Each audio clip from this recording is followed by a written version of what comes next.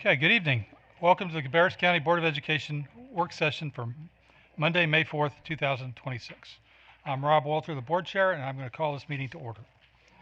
Our first item here is our opening ceremony. We don't have anybody performing, so if you would stand with me for the Pledge of Allegiance. I pledge allegiance to the flag of the United States of America and to the republic for which it stands, one nation, under God, indivisible, with liberty and justice for all. Thank you. So I'll go through our introductions and let you know who is up here on the dais with us. We have our teacher representative, Madison Little. Welcome. She's actually going to present to us a little bit later, so looking forward to that.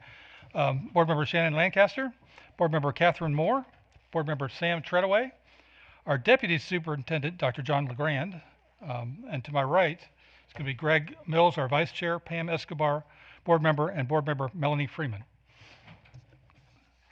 So we will move on to setting our agenda. That's been posted on the Diligent website for the last several days. Board members, I need a motion and a second to approve our agenda. So moved. Thank you, Sam and Shannon. So we have a motion and a second. All in favor of adopting our agenda for the night, please say aye. Aye. Aye. Any opposed? Okay, our agenda is set, and we're going to move right on to the recognition section. And it's exciting to get to recognize our spring board interns that Ms. Escobar works so hard with, and she's going to come to the podium and recognize our participants. Thank you. I am just so proud of these students, but also I want to say a big thank you to our district staff. This is a lot of work for me, but it's really a lot of work for them. Lori Furr is our clerk and does so much to make this all possible and do all the coordination that needs to happen. So I just want to say thank you so much to them. Today, Sarah Reeves and Tracy Hayes pinch hit today for our presentation, and I really appreciate them talking about curriculum, and we just had a great conversation, which is what we've done for the semester. So most of our students this semester are actually juniors, but we do have a few seniors who are off to great things. But what I said was this is the beginning of a conversation with them, and so now that they have this relationship with us, they're more than welcome to come back and to ask questions, and we don't always have the answers, but we know a lot of people who do. So happy that they were able to go through this program and take the time. That's the big thing, you know, with a schedule like that they have right now, with all the stuff that they have to do, especially with graduation around the corner and exams and all that, to drive all the way out here to take time to learn about the school district. I really appreciate all the work that they've done. So we have some proud parents in the audience, so I've said that they could also come and take pictures. We are going to take a group photo, and then we'll each of our board members can congratulate our students. I'm going to introduce them by their first names, but that's just because I was nervous about saying some last names. So, but they know who they are, and they're in our agenda, so if you have any questions. So Noah.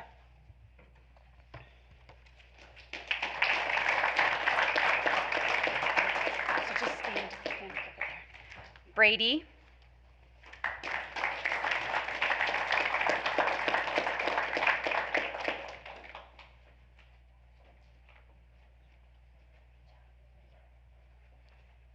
Gabrielle.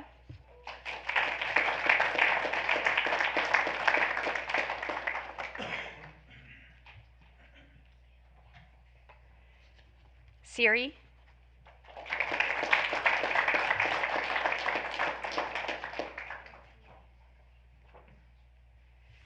Rachel.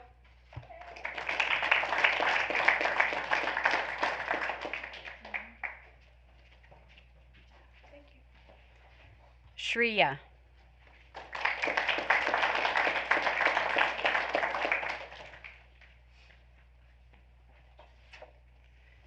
Nathila.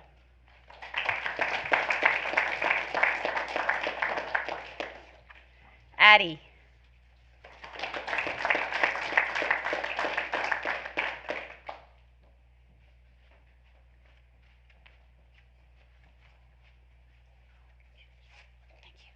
William.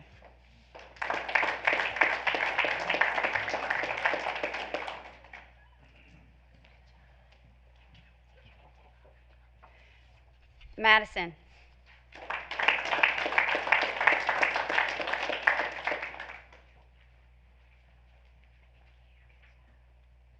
and Leah.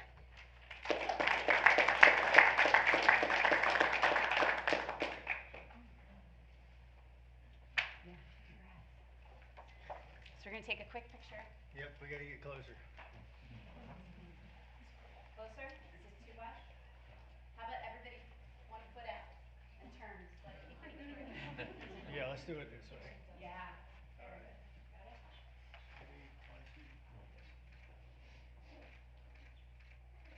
Got it. Thanks.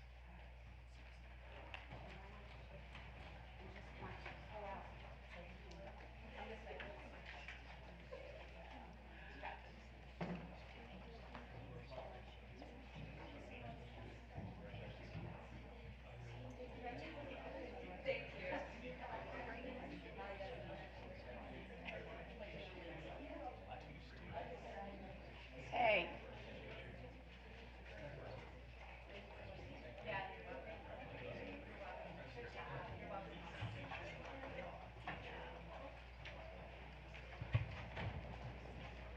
So Pam, this might be a good opportunity to explain how students who might be interested in participating, how they would do that. All right, well, or for next time. Okay, thank you. Rob just asked for a little explanation. So there's an application period. It just closed on Friday for any interested rising juniors and seniors who want to learn more about the school district. They're required to get a principal recommendation as well as 2 teachers. We review those materials and then determine who can participate. We offer it both in the fall and the spring. It is a semester commitment. They also, while they're with us, they don't just meet with district leaders, they do a service project. And yeah, they are, it is a lot of work for them, for sure, on top of their already busy course loads. But what I think was, I think Sarah and Tracy can attest to it today. They just ask such great questions. They're really interested. It's really an opportunity for us to meet some students that are really dedicated to their studies. So it's been an awesome opportunity for me to get to interact with them, for sure. And it's really grown under your leadership. They do. Thank you. They get a full gamut of everything that we're exposed to. So thank you for that. All right, we're going to move on to section 5, which is board chair, superintendent, and board member comments. So I'll start with board chair comments. I have a few of those. So do want to recognize that as we get to the end of the school year, I want to congratulate our students for the hard work and growth this year. Advice is to stay focused as the end of the year testing is just about upon us, and we want our students to do their very best. I want to emphasize, however, that students are much more than just a test score. Just realize where you've been, where you were at the beginning of the semester and where you are now. Take pride in that. I also like to say thank you to the staff at the Royal Oak School of the Arts for their invitation to attend the performance of Moana Jr. this past weekend. That performance really was terrific. Big takeaways for me is that our arts programs matter. We have some very talented students, and seeing some of the individual student performances, the skills, the confidence that has grown over the last couple of years is really amazing, and doesn't really happen without the teachers that are giving their all and investing in these kids, as well as the support that they get from home too. Recognizing our teachers, this is Teacher Appreciation Week, with tomorrow being National Teacher Day. So on behalf of the board, I want to sincerely thank our teachers for all their hard work. Your dedication makes a lasting difference in our students and our community. I do also want to acknowledge that we do and we hear and listen to our stakeholders. Board members typically don't get the opportunity to respond to our public speakers or discuss non-agenda items. So tonight we're going to add board member comments to this section of the meeting for that purpose. So know that we do carefully consider all input. An important part of our job is to navigate concerns and issues responsibly. Also want to acknowledge that as we work through the budget for next year and acknowledge the differences with the county commissioners, I think open dialogue and collaboration are essential to resolving concerns and clearing up these misconceptions. I want to emphasize that discussions are best held face to face, not on social media, so all our stakeholders can understand what the differences are and our thoughts on resolving them. We may actually learn something if we can separate the individual specific concerns and talk to one another. At the end of the day, we all share the same goal, which is supporting our students, preparing them to have a successful future, and we will talk more about that later on in our meeting. So lastly, just thank you for those in attendance and those watching online for your continued support of our schools. And with that, I will ask our Deputy Superintendent, John LeGrand, for his comments.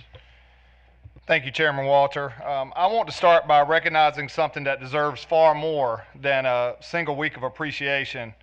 I want to recognize the heart of our schools, the foundation of our district's success, and the great people who shape the future of Cabarrus County every single day, and that is our teachers. Teaching is more than a profession. It's a calling rooted in patience, purpose, and an unwavering belief in the potential of every child who walks through our doors. Our teachers do far more than deliver lessons. They build relationships, they create safe spaces, they inspire confidence, they challenge students to think, to grow, and to believe in themselves. In Cabarrus County schools, we see that impact in our classrooms every single day. We see it in the student who discovers the love for reading, in the one who finally understands a difficult concept, in the one who feels seen, supported, and valued, sometimes for the very first time. Our teachers show up early, they stay late, they give their best, and even when the work is demanding and the days are long, they celebrate victories big and small, and they stand beside their students through challenges. Their influence extends far beyond the classroom and often lasts longer than as long as a lifetime. I know for me, it was my first grade teacher, Miss Wright, who patiently worked with me until I could finally read my very first book, called And Apple Ran. So proud when I read that. All the way up to my 12th grade English teacher, Miss Taylor, that didn't accept anything less than my very best and every single day. And many others in between that encouraged and poured into me along the way. To our Cabarrus County teachers, please know this: your work matters. Your dedication does not go unnoticed. You are making a difference in ways that cannot always be measured, but will always be felt. On behalf of Cabarrus County Schools, the Board of Education, and our entire community, thank you for the commitment, your passion, and your belief in our students. Happy Teacher Appreciation Week to all over 2,500 of our Cabarrus County school teachers. As we move into May, our school calendar is filled with some of the most important and meaningful moments of the year. Across Cabarrus County schools, students are preparing for their end of the grade and end of the course test, demonstrating the knowledge and growth they have built throughout this school year. We know this can be a demanding time, and we appreciate the focus and support from our students, staff, and families. At the same time, May is a season of celebration. On Thursday night, we look forward to announcing our new Teacher of the Year, our Teacher Assistant of the Year, and our Beginning Teacher of the Year at our Celebration of Excellence. Our campuses are also hosting award ceremonies, field days, and end-of-the-year events that highlight the talents, achievements, and experiences of our students, while also planning for the last day of school on May 20th. And of course, we look ahead to one of the most special milestones we celebrate as a district, which is graduation. Soon we will gather to honor the class of 2026 as they walk across the stage and step into their next chapter, carrying with them the lessons, relationships, and memories that were built here in Cabarrus County schools. Our early colleges, including the very first graduating class at Cabarrus Health Science Institute, will graduate on Saturday, May the 16th at West Cabarrus High School. Our traditional high schools will hold their ceremonies at Cabarrus Arena from May 20th through the 22nd. It is indeed a busy and exciting time, and we are grateful for the continued support of our families, staff, and community as we finish out this school year strong. Thank you, Dr. LeGrand. Appreciate those comments. So we're going to move on to 5.03. Again, like I said earlier, this is a new section for our board members to bring up issues that are not on our agenda. These are not going to be action items. They're just items for them, opportunity to respond to either public comment or some other item, and they've already sent me an idea of what those items are going to be, and I'm going to call on those that have submitted that. And first would be Melanie Freeman. Thank you. I want to thank the parents, stakeholders, and students who have spoken at our public comments. This is your board, elected by you and paid by your tax dollars. So you should come and let us know how you feel. My personal vision of a school board is a liaison between you and the classroom. We are charged with making the classroom safe and hiring teachers. We also bring you concerns from those we hire to preserve their safety and working conditions. We are answerable to you. You have the right to know what's happening in the classroom. You have the right to know how the board makes its decisions. And I believe you have the right to know how our attorney advises us on policy matters. With that said, I want to address the bathroom policy that is on everybody's mind. Some female students came to the board to appeal to us because they felt unsafe and their privacy violated in their dressing room. Later, we were asked to verify our position on boys and girls' restrooms, and our attorney issued a statement. I will ask him to tell you how he advised the board. As I do not consider that privileged information, I think you need to know how he advised us. The Fourth Circuit issued a ruling concerning bathrooms in schools, and we are, in fact, in that district. But even the Supreme Court issues a dissenting opinion when it's not unanimous. This is, if you will, my dissenting opinion as it regards our schools and this ruling. Our very first founding document, the Declaration of Independence, clearly states our rights are derived from our Creator, God. These rights are inalienable, meaning they cannot be taken away. Later, the writers stated, we hold these truths to be self-evident. I believe every parent sends their child to school with the reasonable expectation of a very self-evident right to privacy in their bathrooms and locker rooms, designated boys and girls. This right was given to us by our Creator, not man, and should be inalienable. To draw a comparison to rights given by man as opposed to those given by God, think back to slavery, in which man said he had the right to own another human being, even to the buying and selling of him. Think back to where man thought one race was superior to another and wrote laws governing us. You also had women who were considered chattel and thus a possession of their husband to not own property or to vote. Our founding document again said, all men are created equal. Thank God America led the way as a Christian nation to abolish these institutions.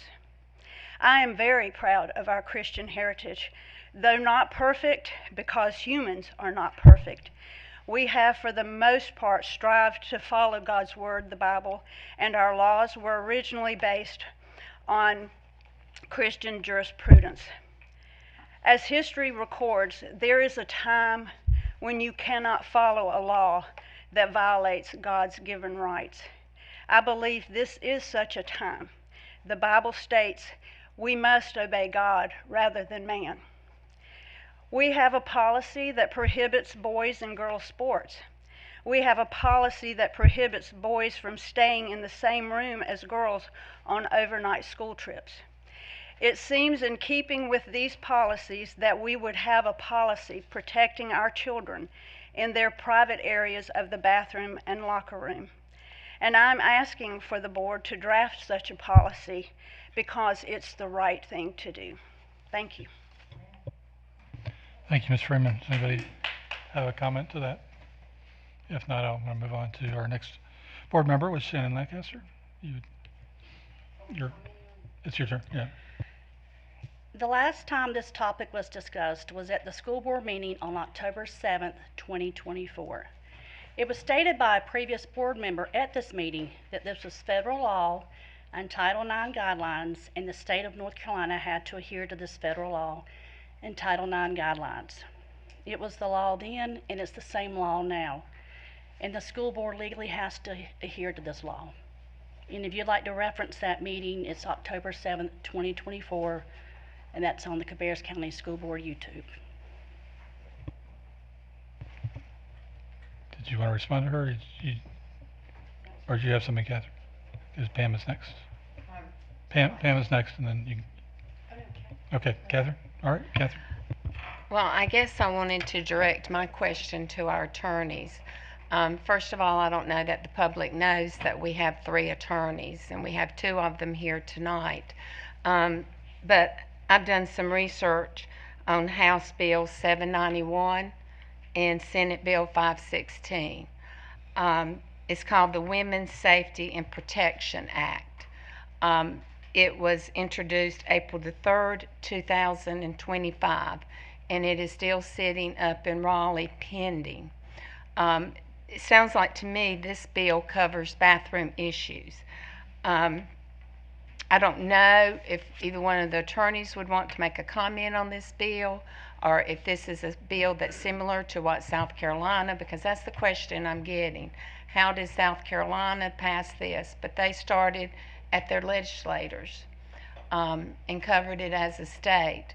And I guess my question is, why is this bill set in Raleigh for a year?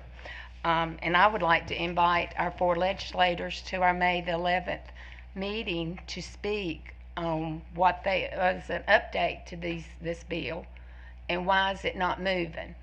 Okay.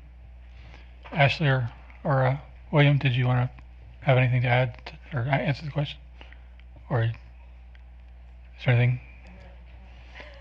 All right, we're going to welcome Ashley Leonard to the podium and William Eisenhower.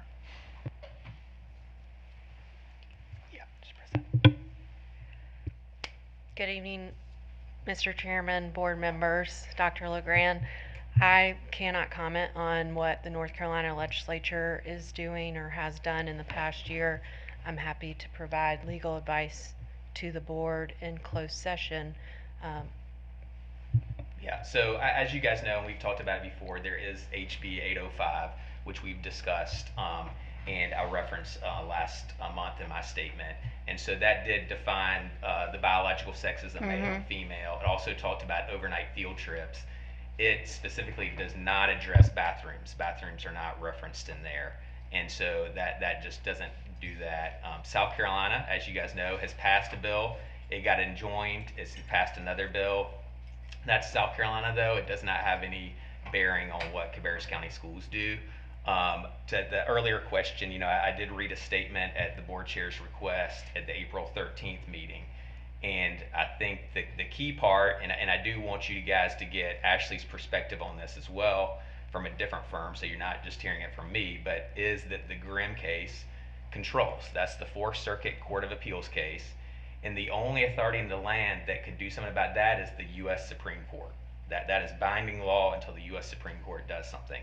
Now, it's entirely possible that the Supreme Court does something about it as early as the summer. There is a pending West Virginia case that deals specifically with athletics, not with bathrooms. But it's possible when the Supreme Court, that is, does their ruling on athletics, that it could also address bathrooms. But until that happens, which would be expected over the summer, it's kind of premature to speculate. We don't know what they will decide. You know, they've had oral arguments, but we don't know. And obviously, you guys will be the first to know once that case gets issued, and we can decipher it at that time. Catherine, did you? I know both of you work with different school systems in North Carolina. Does any other school system in North Carolina have a bathroom policy that you know of? Not that I know of. And Campbell Shatley, we work with 20 plus school boards at this point, and I'm not aware of any school board who has bathroom policy. Well, and you know, we don't make the laws, and our policies are supposed to align with the laws. So if legislators really got together and passed this bill concerning bathrooms, that would give us more information as far as making a policy, correct? I mean, That's correct, yes. And I also just want to make it clear, when we come up here, all we can tell you is the current status of the law and the potentials and the potential risks. We're not the decision makers, you guys are. And I always want to make that clear. We have no saying in any of this. All we can do is just tell you the facts and the law as we see them. And it's up to you 7 members to answer to that however you see fit. So I do want to clarify that this is not Ashley or Campbell Shatley. This is not John Snowson and Horde. All we're doing is just telling you that the Grimm decision is the controlling law. We're not passing judgment on do we believe that it was decided correctly. That's not our role. All we can tell you is how the law was interpreted. So that's really all we're doing here. well, again, I would really like an update on this bill from our legislators on why is it sitting in Raleigh for a year when it would help us with this situation. Thank you. Thank you, Catherine. Shannon? I wanted to write that down. Can you repeat those bills and the name? Okay. It's House Bill 791, Senate Bill 516. It's called the Women's Safety and Protection Act, and it does cover bathrooms by the biological sex. And it was introduced April the 3rd, so over a year ago, 2025, and it's sitting there, and I feel like we need an answer as a board on why is our state legislators not helping us. Okay, Shannon. I was going to ask also, we've got 115 school districts in the state, and you're not aware of one school district with a bathroom policy. No, the only one I'm familiar with at all that's kind of addressed is Charlotte-Mecklenburg, and they've committed to adhering to the Grimm decision. We're not aware of any Board of Education out of the 115 that has a policy that's contrary to that. And we did consult with the North Carolina School Board Association and their legal counsel to confirm that. You catch your question? Okay, to Melanie's point, though, if we do a policy, you're saying it's in violation and it can't be enforced, or what is the implication there? You want to talk about that? It all depends on what the policy itself says. We would have to consider that Fourth Circuit precedent, the Grimm case, any state decisions that speak on the issue, which I'm not aware of any State Board of Education guidance, North Carolina Department of Public Instruction guidance, and it's difficult to know whether a policy would be in compliance with the federal law that we have without the language of the policy itself. I mean, is it effective until somebody challenges it, or is it just not enforceable? I mean, any school board can draft up any type of policy and approve it, and any policy would be in effect until someone challenges that policy. Okay, but go ahead, Shannon.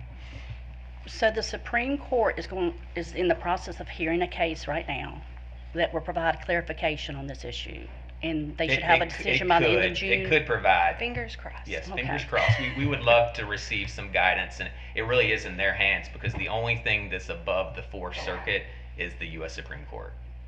And I think some people are confused too. A Fourth Circuit court decision overrides any presidential executive order. Is that correct? They're just two different legal tools.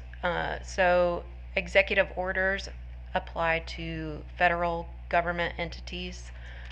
Fourth Circuit case law applies to North Carolina, South Carolina, West Virginia, Virginia, and Maryland in terms of the law that is binding on those states. So an executive order is just for federal. That's right. And one of the things I think has caused some confusion is different circuits, including the 11th Circuit, views it different than the Fourth Circuit. And so we are aware that they treat it differently, but for our purposes here in North Carolina, they don't have any bearing when we have the Fourth Circuit case. Joey. So the one other question we had come to us is personal liability if a policy passes. Is there personal liability in that, and why?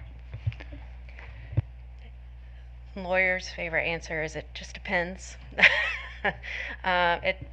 It really does just depend, and I don't mean to take it lightly because I know it's a serious topic.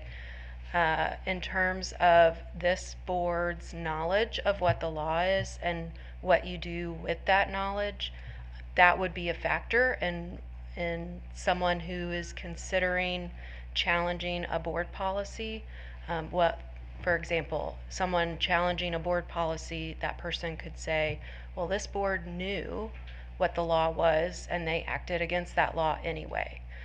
And that is a significant consideration for this board to factor into its decision.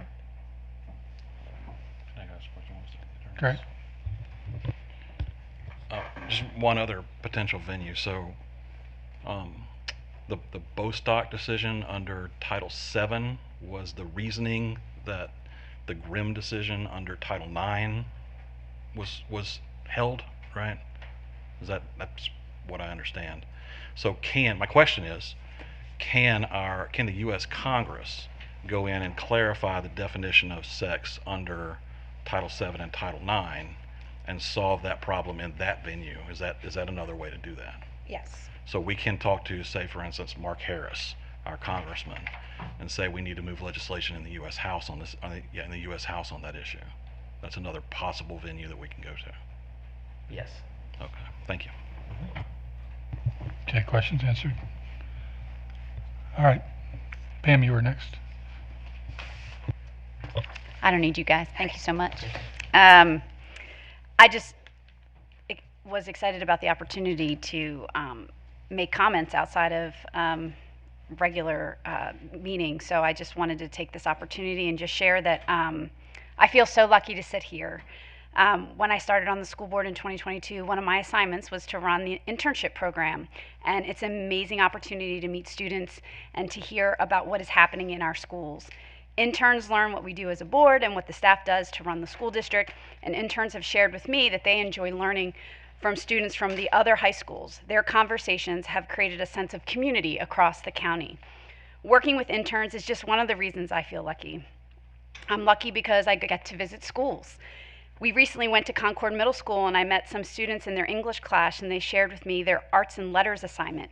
We talked about the benefits of reading Shakespeare with a class and falling in love with certain characters. I also went to the Special Olympics and saw our volunteers from our high schools and the student athletes from our schools, and the love and support was beautiful to see.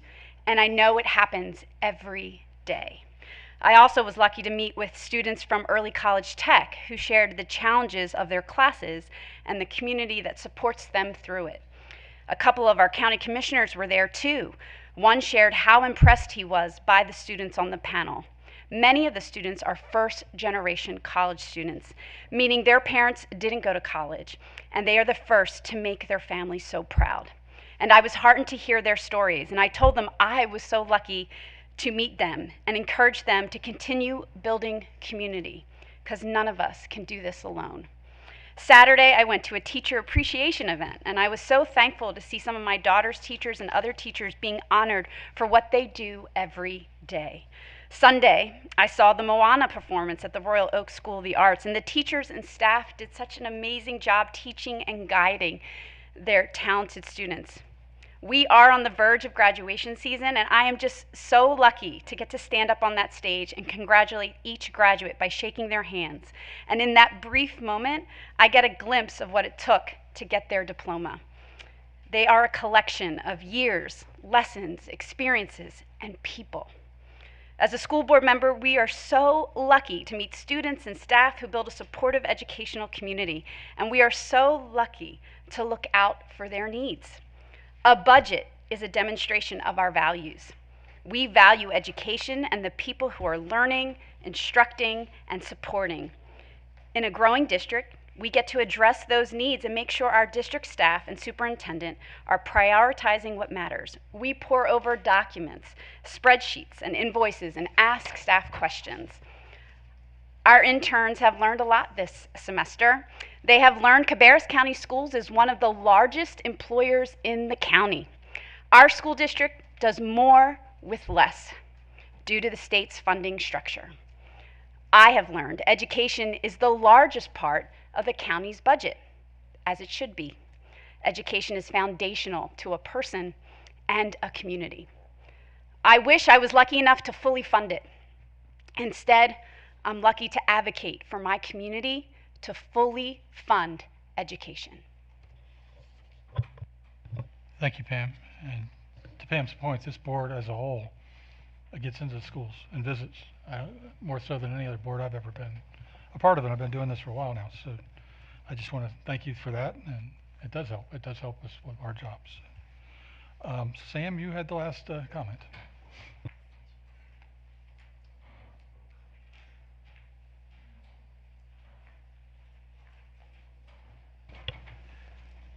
I typically value brevity, but this is one of those moments that warrants a more considered statement. I apologize in advance for the length of my comments. I rarely read from prepared remarks.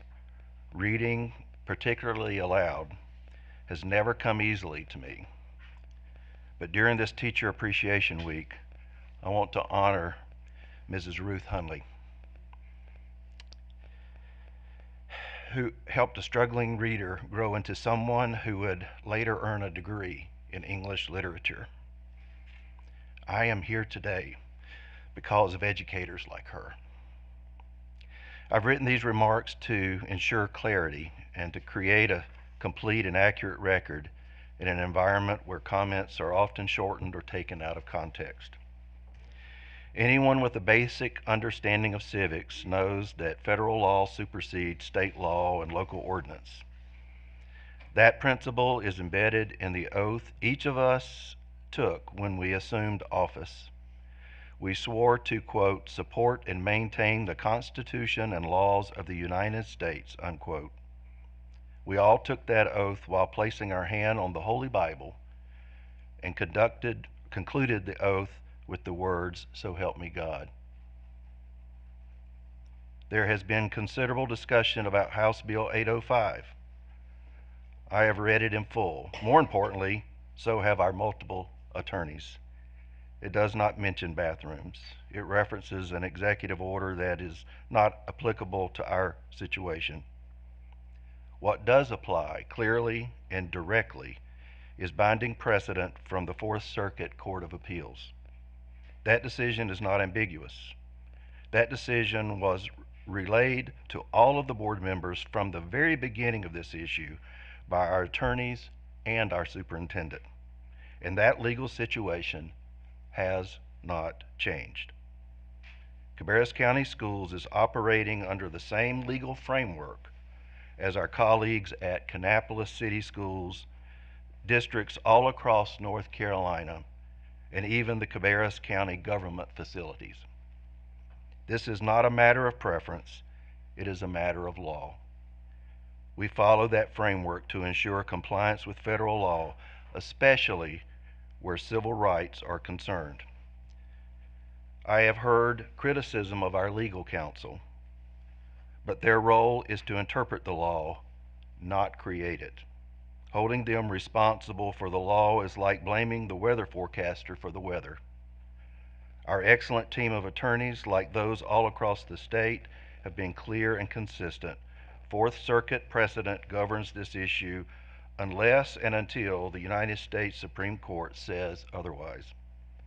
One of the oldest firms in Charlotte and very highly respected is one of ours. The other is a premier educational law firm in the state representing over 30 public school boards, private schools, community colleges, and private four-year universities. I know that my board colleagues and the staff share my confidence in our legal team because the evaluation feedback we received very recently was absolutely stellar. And that is why we chose to renew our relationship with them by a unanimous vote. I think history offers us some perspective. In 1963, in Dubassette v. Cabarrus County Schools, this district resisted change long after Brown versus Board of Education made the law clear. The Board of Education, each individual board member, and Superintendent Carl A. Furr were named as defendants in the civil rights complaint that offered no governmental or individual immunity. The result was predictable: division in the community, unnecessary legal expense, and ultimately federal intervention. But clarity in the law did not prevent conflict in the community. Public meetings were filled with fear and frustration. Students, especially the girls, were encouraged to speak to those fears. Scripture was invoked to defend segregation. Petitions circulated, and when those efforts failed because of the certainty of the law, some families chose to leave the integrated public school system altogether. That's a major reason thousands of private schools sprung up all over the South in the 1960s and 70s. We should not need to relearn that lesson. We have seen similar reactions over time. I am old enough to have lived through them as a student, a teacher, and a principal. Whether with desegregation, I'm that old, the Americans with Disabilities Act, the Individuals with Disabilities Education Act, English as a Second Language, or Title IX. Changes have strengthened our schools and our society. They've expanded access and opportunity, but that has been met with discomfort. Unlike our educational partners in private and charter schools, we welcome everyone. And that is what makes Cabarrus County schools so beautiful. You see, we have been here before. Public education is not static. It evolves because the world our students enter continues to change. Our responsibility is to serve every student, not just the easy cases, but all of them. Finally, I would be remiss not to acknowledge the broader context.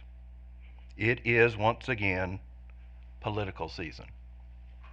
We see a familiar pattern: heightened rhetoric, personal attacks, and claims designed more to inflame than to inform. As Carl Sandburg put it, quote, "If the facts are against you, argue the law. If the law is against you, argue the facts. If the law and the facts are against you, pound the table and yell like heck." The facts have not changed. The law, up to now, has not changed. And the oath we took has not changed. I am honored to serve alongside my colleagues, which includes my fellow board members, the excellent CCS staff, and our esteemed council. Mr. Chair, I appreciate your opportunity to share these remarks. Thank you. Thanks, Sam, for the historical perspective.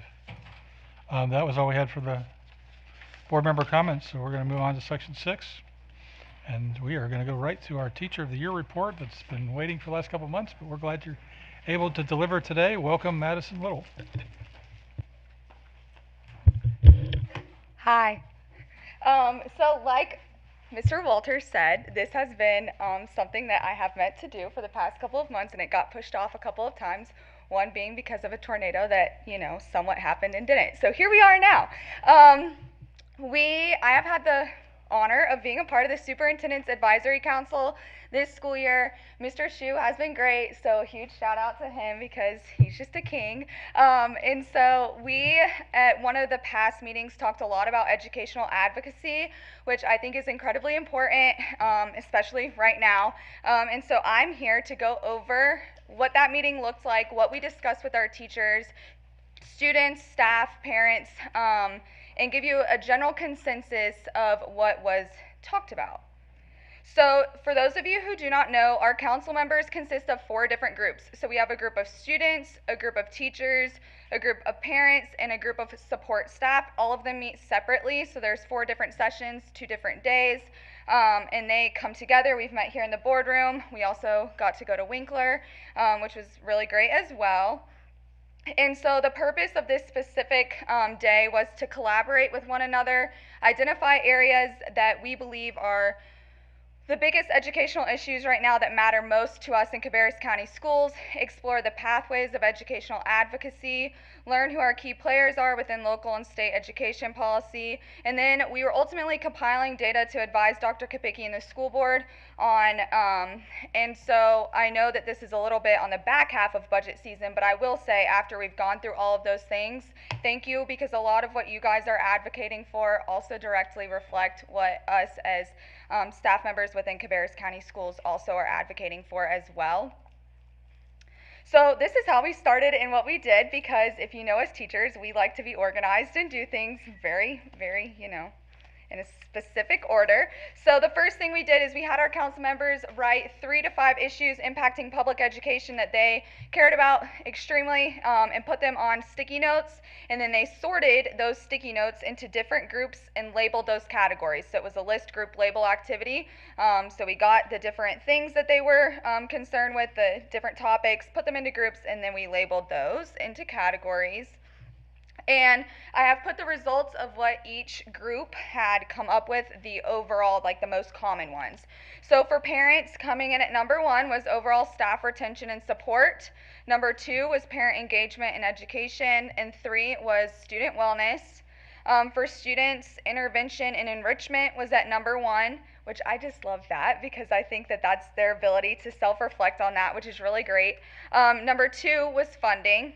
And I think it's really important to note that that is something that our students also recognize as well, is that piece of things. And then number 3 was staff retention. For our support staff, they had funding as number 1, staff retention as number 2, and intervention and enrichment as number 3. And then for our teachers, community and parent support came in at number 1, then funding as number 2, and staff retention as number 3. So those, when we took the categories that they had, these are the categories that were 1st through 3rd for each of the different groups. So Mr. Shu made a lovely graph, and as you can see it here, the top of the number of mentions here is staff retention and support was across the board one of the biggest areas of need, and then funding and resources was right after that, and then intervention and enrichment, so those are your subgroups. Wellness, so overall mental health, student behavior, community and parent support, parent engagement and education, student motivation and accountability, technology, teacher pay, class size, facility needs, time, testing, political climate, lunch debt, school leadership stability and consistency, and then vertical alignment between elementary, middle, and high. So those sections on the left are all things that were mentioned in our categories. So overall, in conclusion, funding and resources, intervention and enrichment, and staff retention were the 3 biggest areas that our students, parents, support staff, and teachers all came up with as the 3 big ticket areas that they've reflected that we need to be focusing on. They also were provided a copy of the legislative agenda, and then they were also given a table that outlines what specific levels, so the board, what you guys make decisions on versus our county commissioners versus our General Assembly. I will say I think that was very enlightening for a lot of people. I know for myself personally, that was something that I have learned a lot about since sitting up here on the school board this school year, and kind of seeing that knowledge be transferred to others was really important. And then ultimately, I believe that our council members did leave feeling very motivated and energized to inform their peers on advocating for us in Cabarrus County Schools. I think that is something that is really important right now, is making sure that we collectively are advocating. I know we've talked a lot about it tonight of just how great our county represents excellence. It demonstrates it on a daily basis, and I think that is something that definitely needs to be reflected in our funding and resources that we do provide students every single day, because what we're doing is great and it's working and we're seeing it in the results. And so it was really good to know that that's something that we have a collective effort, a collective understanding of amongst all of our different council members. So yes, thank you. I hope that even though I will not be the Standing District Teacher of the Year next year, but I really do hope to still be able to have involvement in the advisory councils. I think we did a really good revamp this school year, and it has been really good to get to know all of the different teachers, students, support staff, parents, all of that, and we are really blessed with a community of people who support education and what we do. So that's all I have. Appreciate your work on that and the energy that you bring to that. Anybody have questions? Thank you. All right. Thank you, Madison. So we'll move on to 6.02, which is our monthly budget summary, and we're going to welcome Mr. Phil Penn to the podium. Good evening. Good evening, Mr. Chairman, board members, Dr. LeGrand. I will not have anywhere near that energy level as I go through this. Sorry. To begin tonight, I wanted to take you through sort of our monthly financial position summary. I know a number of you heard this at the Finance Committee meeting last week. My department finished its most recent budget forecast meeting on April 9th, and one of the big things that came out of that meeting is that we learned that we did receive low wealth county supplemental funding this year for 25-26, and the first time we think ever. Unfortunately, we also learned that it's a one-time thing. It will not repeat next year. There was a confluence of factors that relate to how the funding is determined on a scoring methodology, and it's not just our scoring, it's our scoring relative to other counties around the state. That data gets pulled by the Office of the State Treasurer from all the different counties, from their financial filings. At the very end of this section of the presentation I have, if you care to go look at it, it actually shows the calculations over the last 4 or 5 years or so. The key is to get to a score below 100. We did that for 25-26. We're projected not to have that for 26-27. So unfortunately, this is one time in nature. Now, I will tell you, this funding has actually been part of our forecast for several months when we first became aware of it. And it's one of those kind of things that you assumed somebody was going to yank away the football right as you're about to kick it. And it turned out that was not going to be the case. We were actually going to receive the funding in its full amount this year. And that helps to offset all of the other things that we've lost in the way of funding or have had additional costs beyond what we originally budgeted, several of which have been discussed over the past several months. And I've highlighted a few of those. The additional supports of our SROs through the shock loss of that competitive grant, step movement to teachers that the state provided only partial funding for, higher costs for diesel, fuel, and gasoline. That's going to be at least $600,000 between now and the end of the fiscal year. Higher costs for contracted services in support of our EC students, and you'll see higher than expected retirement and healthcare costs. And then if you go back to the very beginning of the year, the initial shortfall in state transportation funding because we learned that they decided to use our 23-24 data for a second time instead of rolling to our 24-25 cost data for transportation. And that was relevant because 24-25 had the impact of the classified salary study, 23-24 did not. So as we look to the end of the fiscal year, with about 10 weeks, or I guess it's probably about 9 by the time we've rolled forward again, we started to transition to what we call year-end closeout activities. There's about 400 of them that we have to complete between now and the end of the fiscal year to button up everything. We're past now the point where departments and schools have had the opportunity to enter into requisitions for the remainder of the year, so we'll be focused on converting those to POs, converting the invoices that we receive against those POs and closing those POs out. Our audit, if we could stay on that page for one more second, if we have our auditors, we're here to start their field work. They did not have any findings, nor did I expect them to, so that's not exactly a surprise. It's just always welcome news when you receive it. They'll be back again toward the end of the year, and as you recall, they issue the preliminary findings and part of their audit during the October timeframe, and we issue the ACFR, the large official document, in the December timeframe. So our next forecast is going to be on May 14th, which, if I'm right, is a week from this Thursday. That'll be a fairly critical one for us as we have an opportunity to move funds around within the state structure and the way that funding works one more time on May 22nd. So that'll be our last best shot to true up everything within the state funding structure, including where else we're going to put that low cost, that low wealth funding into what other state bucket that we have. I'm sort of hopeful that by then we're going to have a state legislature will give us some kind of guidance as to a closeout at 25-26. As it stands right now, and I've discussed this with some of you at various points, DPI is pushing very hard with the legislature not to do anything that's a retro back to July 1st. It would be almost impossible to pull that off as a structure right now, particularly with respect to the pension, but just the administrative burden trying to do all the calculations back to who's here, who's not here, who do we still owe money to. and try to affect that before teachers go away with their last paycheck at the end of May, right? In addition, we still have the possibility that they decide to do something in the way of a non-pensionable bonus. That's one other structure that we've heard talked about. But if you were to go back and read the governor's proposed budget, he very clearly identifies a 2-year change, 25-26 being the first year and 26-27 being the second year. So the lack of clarity continues to cloud sort of our ability to sort of fully predict the end of the fiscal year. So I'm hopeful but not optimistic in terms of having something prior to the end of the fiscal year, or prior at least to the end of May, to have some more clarity that I could share with the board on where I think the full year is going to play out. The rest of the presentation, I'm not going to go through it. It's the stuff that you're used to seeing. It's the consolidated and more detailed financial reports. It's the local fund 2 breakdown of the budget by object line. And then lastly, at the very end, like I said, there's a 2-page summary that talks about all the different calculations that went into the low wealth funding. Then you can see how we failed the test in 3 consecutive years, passed it for 25-26, and failed again for 26-27. So, any questions? Thank you, Mr. Penn. Questions? Catherine? No.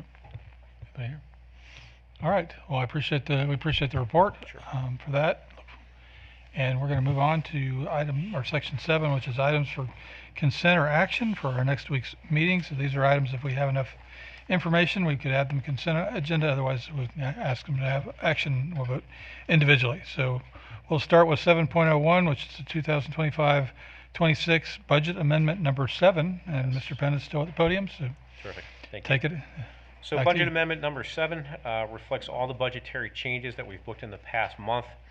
It affects funds 1, 2, 3, and 8. And for the highlights of those changes, the first one and the most significant one is, again, that change in the low-cost wealth funding. There is still additional money that needs to be moved. We will do that during this current month and then share that with you at the June board meeting. But we also received some additional allotments for transportation. There is a very minor reduction for CTE funding. But overall, that was an increase of almost $1.2 million in the state public school fund. Within our local operating fund, that's Fund 2, there was a reduction in expected county revenue for a total of $17,000. That was a result of a reduction in 6 students that were attending the charter schools between the time the revenue was first calculated last fall to what became the month 2 official enrollment that we used for that funding purpose. Within Federal Fund 3, total increase of $84,783. That's minor changes in Title II, Title I, and IDEA Special Needs Targeted Assistance. And that typically happens around this time of year when the state releases back to the LEAs any additional funds that they had retained at the state level but no longer feel that they're going to use. They will then turn that over to the various districts on the same share that generates the original grant in the first place. And then lastly, special revenue grants, increase of about $36,000. We had a couple of minor grants that arrived during the month, but we also started to receive VEX Robotics fees that come in at this time of year in advance of the summer program activity that the district has. So in total, 25-26 across all the different funding sources, it was an increase of $1,259,023. Takes us to $545.5 million. With that, I'll take questions. Questions, board members? Do we want to put this on action or consent? Consent, whatever it is, consent. Looks like we got a bunch of head shakes, so it'll be on the consent agenda for next week. Thank you. Thank you, Mr. Penn. All right, move on to 7.02, which these are policies for first read, and we're going to welcome Dr. Sandy Ward to the podium to review those with us. Welcome. Good evening, Mr. Chair, board members, Dr. LeGrand, Ms. Little. We have several policies up for review this month. I have not received any questions, so I will begin just as soon as I get them all out. All right, so the first one we have parental involvement. We have seen this policy come back up as part of the Parents' Bill of Rights, and it's come back 4 or 5 times since its inception, part of the spring PLS update. This one adds a reference in B1 to the requirements described in policy 3510 that we passed last month, or maybe in March. Religious-based exemptions from school programs that gives parents and students the right to be excused from activities that they are not comfortable with. if it goes against their religion. So they're adding that piece into the parental involvement policy. Okay? Individually or at the end? If you want to stop her with an individual question, that's fine. Greg, go I ahead. just, I recall talking about this in the policy committee, Mm-hmm. and I wonder if you would, when we're talking about parental notification, so they can opt out of these Sure. things based on religious exemptions, the language there is to the extent practicable. Yeah, Practicable. practicable. Can you Mhm. explain what that is? Sure, sure. So we know that syllabi can be accessed online. A lot of our teachers do at a glance, a weekly at a glance, so it lets parents know what is going to be taught for the week. Normally they will put down readings and different things that they're talking about. So as parents are accessing the syllabus or the at a glance, they're able to see what is coming up for the week in advance. And then if they are not comfortable, if they have questions, they should be able to ask the school, the teachers, what it will entail. And then the parent and or the student would have the opportunity to opt out. But, and I thank you for that. Sure. To the extent practicable is, Yes, so I'll go with that isn't part. there, because sometimes Mhm. conversation may wander Yeah. in a classroom discussion. That's right. And in real time, it might be difficult to Right. provide that notification. That is Okay. true. Yeah. So the schools will do the best that we can. If we all know that education is organic, right? It's not a steady thing. It's very organic, and conversations and discussions, they come up all the time. And so I think as parents and students are aware of where things might be going, they would still have the opportunity to opt out of the discussion, as long as they just let their teacher know. Thank you for the clarity on that. Sure, absolutely. Okay. The next one is 4318, use of electronic devices. As we all know, this became a state law. So we did our policy 2 years ago, and then the state went ahead and passed the law. This actual piece, the new piece, prohibits students from capturing audio, visual, or still pictures of others, nor share them without their consent. And this is a big one, right? Because we see a lot of recording and sharing. So this policy prohibits that exclusively. Audio, visual, still pictures. So you cannot share them without the consent of that person. Now, they did have a caveat. If we are at a play, like I know you were at Rosa this week, and there are different things going on there, if there's no expectation of privacy, then that's the exemption. But students should not be recording audio, visual, or still and sharing. So I think this is a strong direction. It's going to take a lot of enforcement, but this is really needed. All right. Greg?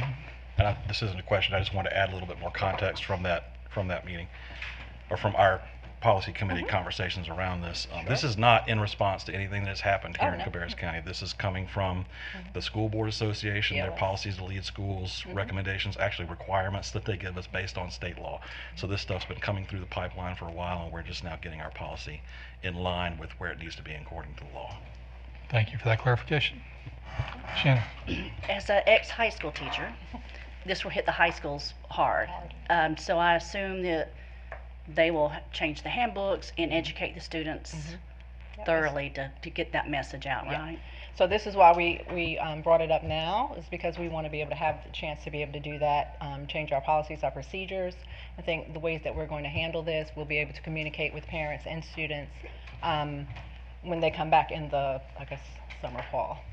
But parents will know about this through our the Friday 5 and things of that nature. So we will communicate that out because this is a big one. And Dr. Graham? Yeah, and just keep in mind that this is without their consent. So if it's something that they do want recording and it's a friendly thing, that's one thing. But recording a student when they're not aware, or when they may be having a bad moment, or something unfortunate is happening at school, that's definitely something we don't want recorded and shared with the rest of the world. Thank you. All right. The next one is 4342, also part of the spring package. There was a clarification of language. I think there was a removal of some extra language that was in that policy, so we went ahead and struck through that. All right. Policy 5071, 7351, school electronically stored information retention. It includes minor editorial changes that were recommended. Our committee accepted it, and we also updated the legal references, which was required, and added other resources. Okay. Next, we have 6310, Organization of School Student Transportation Services. This was a fall 2025 update, adds language to comply with the State Board of Education requirements, so it is required. We updated the legal references, which is also required, and we did update cross-references, which was recommended. Licensure 7130. This is part of the spring package. It clarifies language in section D regarding license conversion. So how do we go from a temporary to a full license? Those types of things. Updating the legal references, which was also required. 1510 4200 7270 is school safety. This was a tech edit, corrected a typo, and updated other resources. And last but not least, we have 7530 military leave. It was also a tech edit, and we updated the legal references. Okay, thank you, Dr. Ward. Do we want to put any of these on action, or are they all on consent? Consent's over here. Consent on, okay with all of them? Okay. We will add those first read policies to the consent agenda for next week, and we'll move on to 7.03, and these are the policies for approval on the second read, and these will become effective when we vote on them next week. Sounds good, thank you. I also did not receive any questions for the April first reads. So first one is 1600, the governing principle of professional development, fall 2025. We updated a policy title, so it was pretty much a tech edit. Next, we had 2302, remote participation in board meetings, fall 2025. We updated the legal references, and it stated that all votes for remote meetings held during a state declared emergency will be done as a roll call. 4130, discretionary admission, fall 2025. We updated the legal reference. It was a tech edit. And the next three are going to be tech edits as well. 4150, school assignment, transfers, and program choice enrollment was also a tech edit, updating legal references. Followed by 4151, safety-related school choice transfer. We updated the legal references as required. And last but not least, 7425, school administrator contracts, also a tech edit, updating the legal references. Okay, board members, any further questions on this? Okay with consent for all of them, or do you want to put? Yes. Okay, consent, looks like head nods. All right, we will add our second read policies to our consent agenda as well. And now we're going to move on. Thank you, Dr. Ward, I appreciate your time. 7.04, which is the Mary Frances Wall preschool calendar, and you're going to stick around for that too. Yes. I don't think we've ever been presented with a Mary Frances Wall calendar before, so right. kind of explain to us why that was necessary, or what we're being presented to. Sure thing. I have Ms. Tracy Terry here. She's the director of NC Pre-Ks for Cabarrus County Schools. Chairman Walter, as you know, you and I have been on school calendar committees forever and a day here, and we've never really introduced a Mary Frances Wall academic calendar nor a long preschool calendar when we had that back in the day. So in full transparency, we want to make sure that all calendars are now brought before the board, and that's something that we want to move forward to doing. We did want to share that the NC Pre-K program does not fall under the NC compulsory law, which really governs students ages 7 to 16. So I'm guessing that was why we have never done it. But moving forward, this is a practice that we will now adopt. So I will let Ms. Terry talk to you about the Pre-K calendar. Good evening, Mr. Board Chair, board members, and Dr. LeGrand. I would like to share with you the pre-K calendar, which includes the following preschool programs that we have here in Cabarrus County. Our tuition calendar, which happens at Mary Frances Wall, our EC calendar, and our NC pre-K calendar for consideration for approval. Moving forward, we want to make this a standard practice when the academic calendar is voted on upon the board. Here are some highlights of our calendar, as it does look different. Our calendar consists of parent-teacher conferences 3 times a year, which is factored in the school calendar count. Tuition students can attend school on majority of the work days, after the school year starts, there are only 2 work days that tuition students are not able to attend. These 2 precious days allow teachers and teacher assistants time to have quality professional development that they need to maintain licensure. Spring break is planned at the same time as our traditional calendar.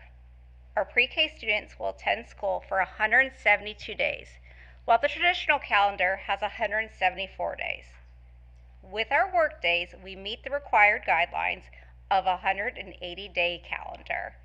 And actually, that is over 1,170 hours with our pre-K students. Our teachers and staff will report on August 5th, while our tuition students will start on August 10th. Parent conferences start directly afterwards on August 11th, while staggered entry will start August 13th. I want to thank you for your time tonight. Thank you Any very much. questions? Questions from board members? Pam?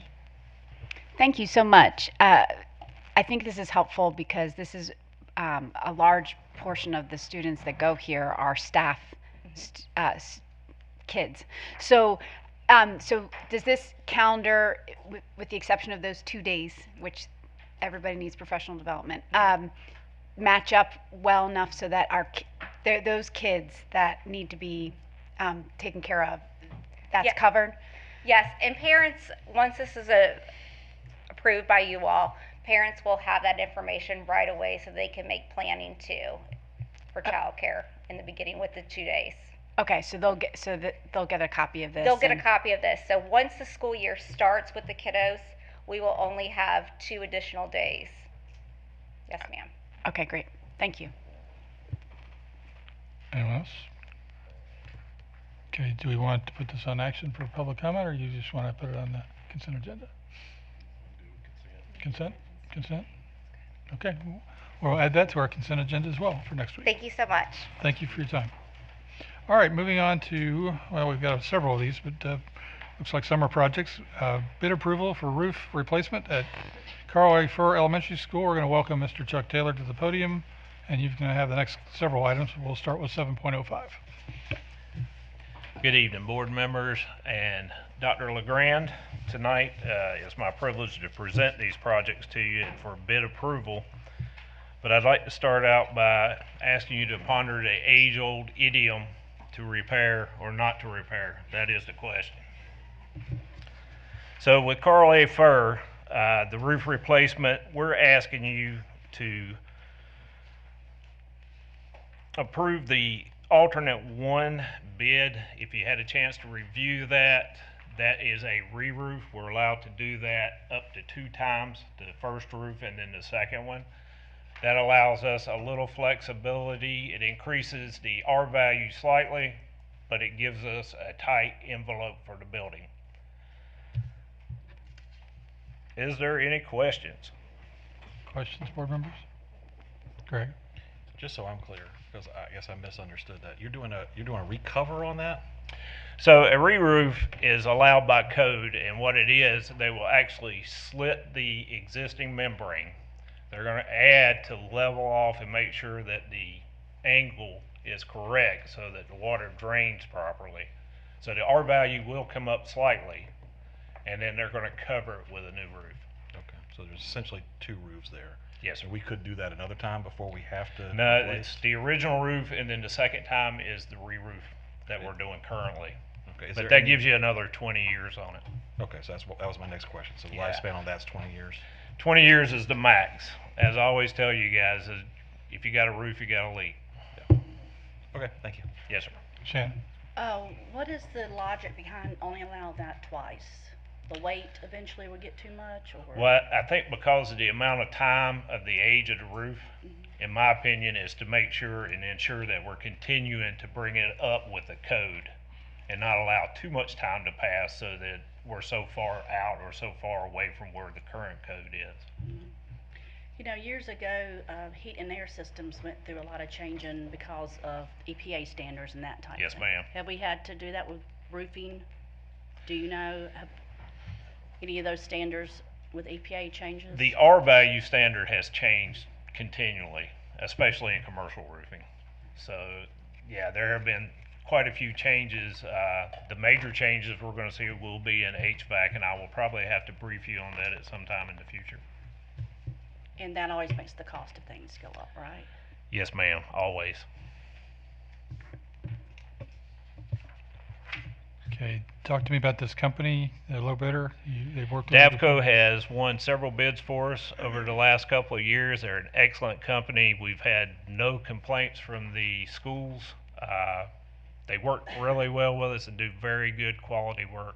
And they can handle 2 projects at the same time? Easily. Okay. Very large company. We're fortunate to have them bid. Okay, board members, want to put this on consent or, oh, Greg, go ahead. With that, there was a big discrepancy between, in those quotes. So have they always tended to come in under their bid for the previous projects? Yes, sir, and a lot of times that's influenced by workload and how many crews they have available. So we're very fortunate to have had as many bidders as you saw in there. That's another thing to bring up. So with the roofing, we're getting really good response, and I'm just really happy that we got that price. Thank you. Yes, sir. Okay, to consent or action? Consent over on this side, consent on. All right, so that one will be added to consent and move on to 7.06, and this is the bid approval for the roof replacement at Pitt School Road Elementary School. Okay, so on Pitt School Road, I think it's important to note that just before we received these bids, the roof on the gym actually failed. We had to do an emergency repair to repair that. So that just demonstrates that these life cycles that we project are right on time. I mean, literally within weeks of us bidding this out, that roof failed. If we would have had that big windstorm come through and not repaired that, we were fortunate to get, I think it was Davco that actually came in and repaired that. If we hadn't have done that when that big storm came through with all the wind, we would have lost that roof. So on that note, Pitt School Road Elementary School, we're asking you to approve Davco again.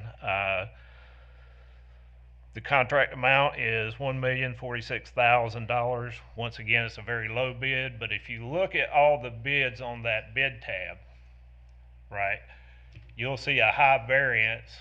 If some of those lower bidders had not bid, we could quite possibly have maxed the budget. Any questions? Sam? So, if the roof actually fell in, does that mean that there is like structural things that need to be remedied before you re-roof? No, let me rephrase it. It failed, but the way it failed is the membrane was torn loose. So it's not a structural thing. It's more of an envelope. I got you. I thought you meant the like Good clarification. sub-roofing, yeah. Yes, sir. Anyone else with questions? Great. Just real quick. So again, these are coming under the budgeted amount, but it was budgeted for a replacement, not a cover, not a re-roof. Yes, sir. Okay. And there's what, $500,000 difference between replacement roof and re-roofing? Yes, sir. After the design work is accounted for. Okay, thank you. And I'd just like to point out that when we have these favorable bids, that money is always shifted to contracts or bids that were not favorable. And it's a lower percentage, but we always have bids that come in favorable and some that come in unfavorable. My policy and what I like to do is balance that, and that's what prevents me from having to come to you in the county and ask for more money. And I just think it works much better. And on that note, I'd just like to say that there are more roofs and HVACs in Cabarrus County schools than are dreamt of in your philosophies. Okay. All right. Board members, do we want to add this to consent or action? Consent on this side, consent on this side. Okay, that one also will be added to consent, and we'll move on to 7.07, and this one is for an HVAC replacement at this building. So this one is very important, especially to all the folks behind me. This is the bid approval for the HVAC replacement here at the Ed Center, which is far overdue. I don't know how many more miracles we have to keep this one alive. So we're asking for $708,141 to replace the Ed Center HVAC. Any questions there? Shannon? Is this the original HVAC? Yes, ma'am. And how old would that be? I believe it was 2004.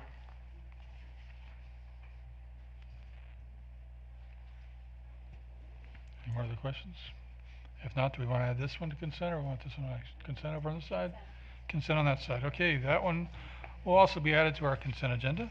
Hey. Moving along, 7.08, and this is the mowing contracts. So we Okay, have so this more is than just probably one company. this is probably the more complicated of the four. Let me break it down so it's really simple. Last year our last contract, we were able to add in mulch coming in every year. If you, Mr. Walters remembers, Sam knows, anyone that was a teacher here knows, we used to not mulch every school every year. We did as many as we could. Last contract, we were able to get that in, so every school, every year now, receives fresh mulch. We also were able to add in one pruning every year for every school. This contract will allow us to do a second pruning, so we're going to get that fall and spring pruning that the schools really need to keep them up. It's taken a lot to work that in there, but we've finally done it, and if I can get your approval on that, that's the major difference. There's a slight cost difference, but that should be expected after 5 years. Any questions? Sam? Thank you. This one is just a little confusing because of there's multiple bids. So is that broken down by the location of where what schools they're going to, and then you've just figured out the best one within that zone? That's an excellent question. There are 9 different regions that were bid on, and we break them up that way so that we can have multiple bidders and multiple mowers. It's very important to me that we have reliability built in, and if one mowing company falls through, then we have the others to lean on, and it has worked really well for us. Thanks, Pam. Anybody else? So are there any new companies, or we've all worked with these before? The 3 that won are actually companies that are currently working for us. There is a new company, sort of. They actually bought out the company that was working for us before and changed their name, and that's De La Casa. That used to be Test Trucks.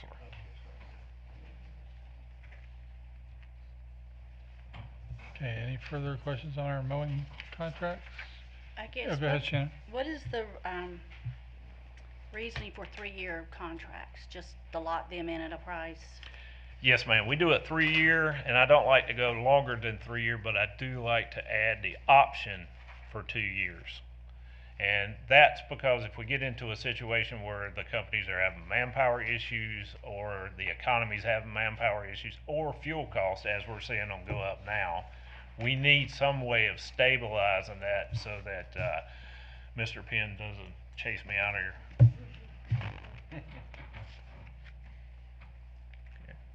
Any other questions?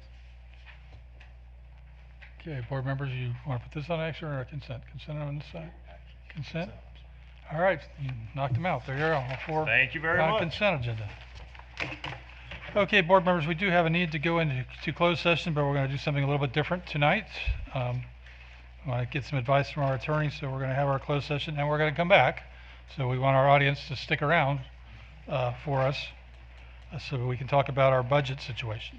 So our last item tonight will be the discussion on the 2026-27 budget, but we needed some advice from our attorney before we did that. So I need a motion to convene in closed session pursuant to General Statute 143-318-11A3 to consult or to preserve the attorney-client privilege, and then to consider confidential personnel matters pursuant to General Statute 143-318 11A6. Thank you, Sam. Thank you, Pam. We have a motion and a second. All in favor of moving into closed session, please say aye. Aye. Okay, we are going to move into closed session, but again, stick around. We're going to ask you to clear this room, but when we are done, we are going to invite you back and we're going to have our budget discussion. Hopefully 30 minutes or less.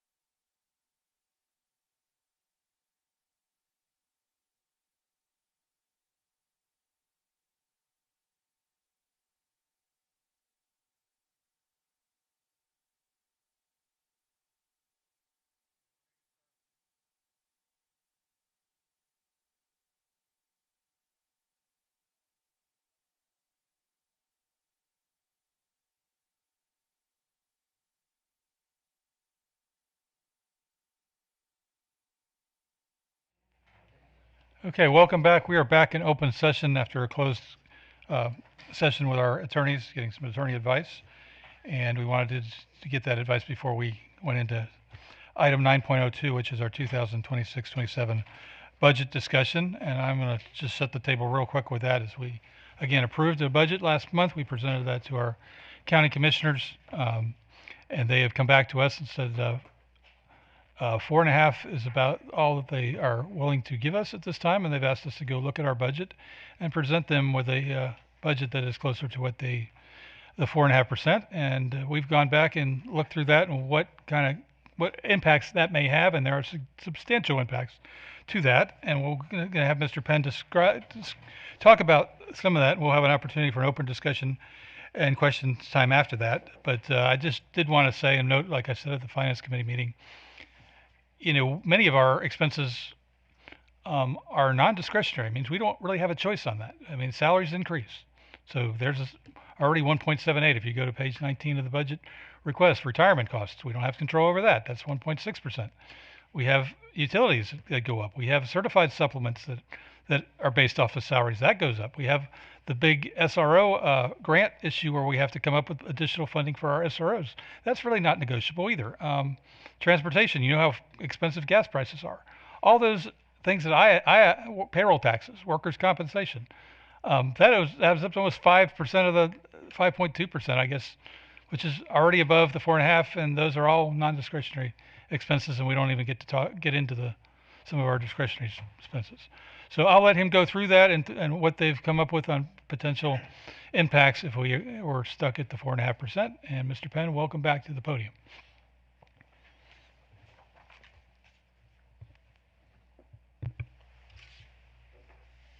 Thank you, Mr. Chairman. Good to be back up at the podium again. I'm going to open, as I did at the Finance Committee, with something very atypical for me, which is an opinion. I'm concerned, not so much for solving this immediate need, which we'll get through, but for the long term. We continue to be constrained by a state government that's not fully meeting the needs of its students and education, or the employees who work within that system. As we're going to discuss in a moment, we're also constrained at the local level, seemingly regardless of what we've identified as needs to sustain the quality of education we've gotten used to here in Cabarrus County, and work very, very hard with the people behind me to create. Those constraints and a growing population all point toward an unsustainable model. As my professional opinion, and I've been doing budgets since 1992, is that we are headed toward a district that's going to look very different in 2 to 3 years, given the trajectories that we're on right now. So if we don't change those trajectories, we will be giving up quite a bit. And I'm going to take you through some of the things that I see changing sort of as an immediate need to solve where we are right now to get down to 4.5%. So as you're all aware, we submitted in writing to the county commissioners for an 8.43% increase, which reflected a long list of needs that were documented through several public meetings regarding the budget. Like many school systems across North Carolina and the nation, Cabarrus County Schools is experiencing significant cost increases, which include, and some of these the chairman just mentioned, employee benefits, including the retirement and health insurance increases, utility rate increases that are already approved through 2027, one of which just came the other day. We were advised that the Duke Energy is getting a fuel adjustment that was significantly higher than what we had thought they were going to get. Rising costs for instructional materials and essential software systems. Increased transportation, maintenance, and insurance expenses. Higher costs to maintain student safety, and we discussed the SROs a few seconds ago. As the chairman very eloquently said, these are not considered optional expenses. They're necessary to retain safe, effective, high-quality learning environments that we appreciate here in Cabarrus County. And our local funding request reflects sustaining current operations, supporting student growth, and making sure we're efficient in our school operations. So to jump to the punchline, reducing the funding request to an increase of 4.5% requires us to cut $4.0 million, just over $4 million, beyond the reductions that we've already taken as staff based on what the original requests were. However, we've also become aware that information that had been provided to us regarding the benefit rates for the state for next year, for 26-27, were incorrect. And as a result, it's going to increase the needed reductions to just under 4.3 million. As I said, I've been a CFO for a long time. I've been a CFO for school districts for a long time. This was an annual occurrence in Connecticut. Constrained needs, constrained funding sources, so these budget cuts, unfortunately, are not new to me. Over that time frame, I've leaned on 3 guiding principles to get through this process. The first and most important is protect classroom level staff and activities. That's where the learning happens. Second, whatever you choose, don't adversely impact instructional outcomes. And number 3, where you do have the need to impact staffs, try to utilize attrition through retirements and voluntary resignations, not a layoff process. Now you imagine 70% of our costs as a district are in staff. It's almost impossible to get through a $4 million reduction without touching staff in some way. But the other thing we'd be committed to, and I know a chief human resource officer would say the same thing, if we ever get to the point that staff are impacted, we'll do it with dignity and respect for the people that are impacted. But again, we try to do this through the attrition process, so we're not actually taking a position away from somebody who's in the role currently. So what are the proposed adjustments? Well, number 1, we'd recommend shifting to purchases instead of leases for our computers.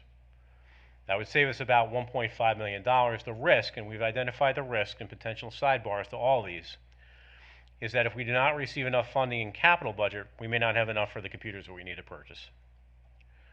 Reduce the professional development budget by 50%. What's going to go away in that process?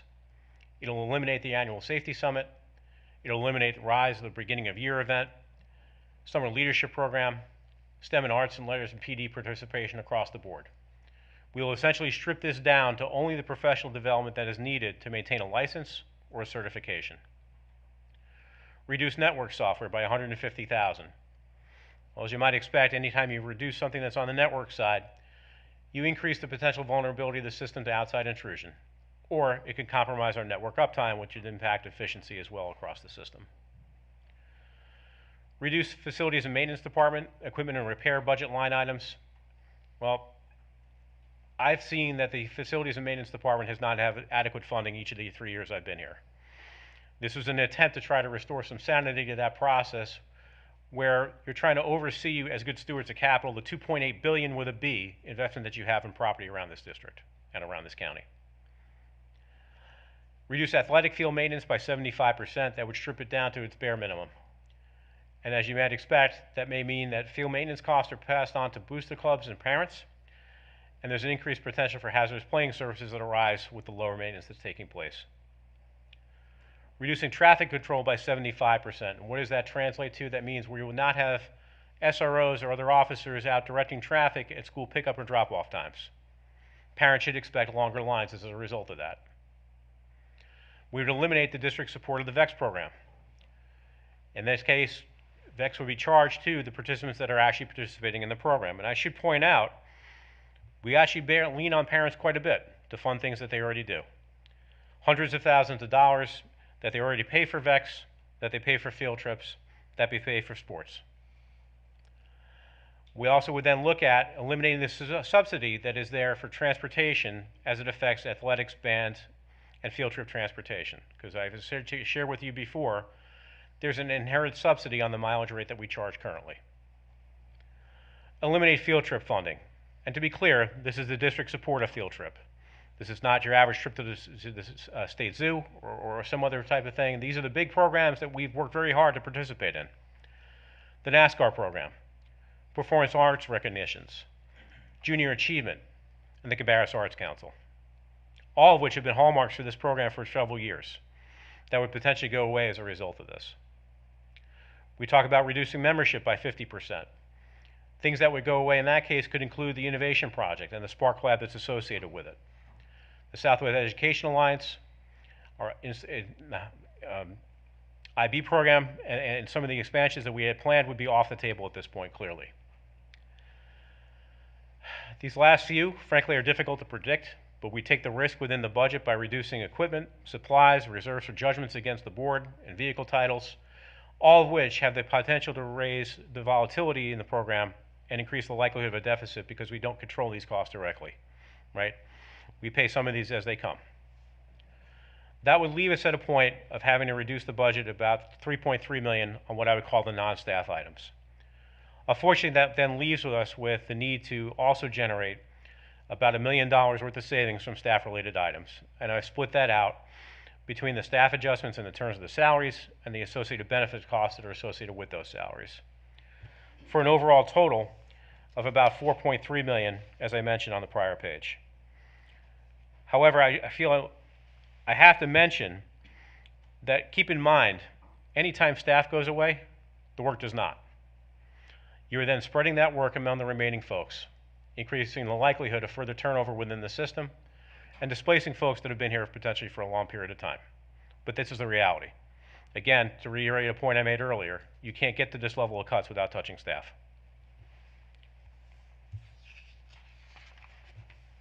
What remains for myself and for the other members of the management team is to continue to parse through the budget for additional reductions. And frankly, we've done a lot of that work already. If we had a $4 million stone to unturned, we would have already done it, frankly. Continue to partner with human resources going forward to monitor turnover going into the 26-27 year, to see who we know is retiring, who we know is a voluntary separation, and to see is there anything that we can utilize, again, to make sure that we're trying to take out positions that don't already have an employee within them. And then lastly, continue to monitor the state legislature for action or inaction, as the case may be, with respect to 25-26 and 26-27. As I mentioned earlier tonight, we don't have any closure on 25-26 despite being about 7 weeks away from the end of the fiscal year. If we had that clarity, it may actually be able to solve some of these issues, or we see what we could do this year and not put off until next year. But unfortunately, we don't have that clarity. So unfortunately, we find ourselves in the very unenviable place of having to do these reductions. Some of these will hit parents. Some of these kids will feel the effect of. And though we try to minimize the impact on kids, the outcome is they will feel it in some way.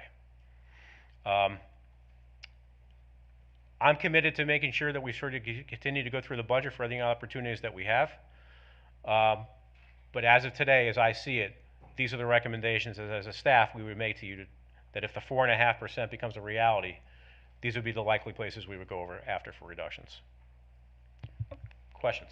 Are you able to go over the expansion items that we're not going to be funding either? Or do we know what? I can do some from memory. It is in the budget presentation for those that want to look at it, but I think the two most significant items would have been the $1.8 million that we had pegged to take the certified supplement from 13% to 14%. Clearly, that's off the table. That was never part of the continuation budget. It was designed to be in the expansion budget. I think the other major item that we had on there was the potential new math curriculum that's so desperately needed around the district at around $1.25 million, if I recall the figure correctly. We also had things on there for social workers.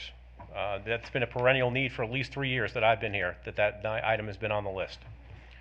We also identified the need for 504 specialists and the amount of time that would free up for counselors to actually focus on the mental needs of the kids, as opposed to doing all the preparatory work and the paperwork associated with a 504.